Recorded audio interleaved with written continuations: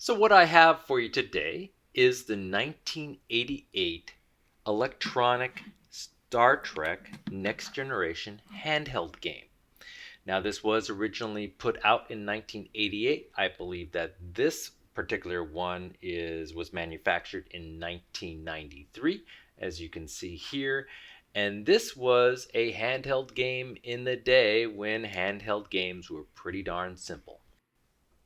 So, according to the manual, which I do have here, the storyline of this game essentially goes renegade Romulans revolting against the uneasy peace between the Federation and the Romulan Empire have attacked. You have assumed command of the USS Enterprise.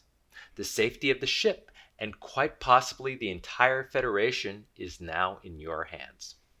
So this game essentially worked off a liquid crystal display, or LCD.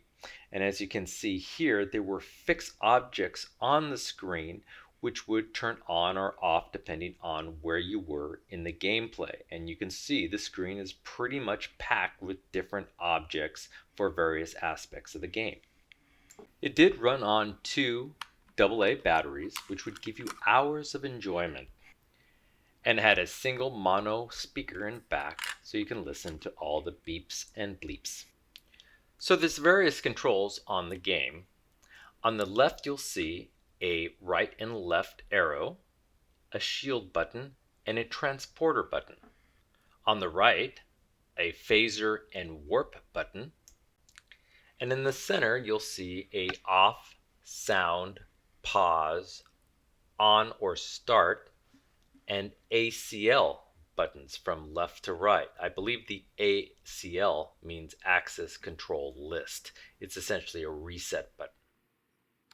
So to play the game, you're essentially trying to do two different challenges. The first is a space encounter, and the second is a planet encounter.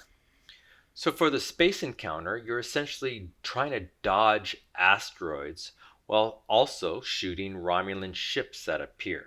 You can also shoot the asteroids themselves with your phasers. You also have the ability to activate your shields, but that will freeze you in place until the shields turn back off. Now, as you dodge the asteroids and shoot the Romulans, you want to watch your energy and speed displays on the lower left. As you fire your phasers and activate your shields, your energy will decline. You also want to go through the space encounter rapidly.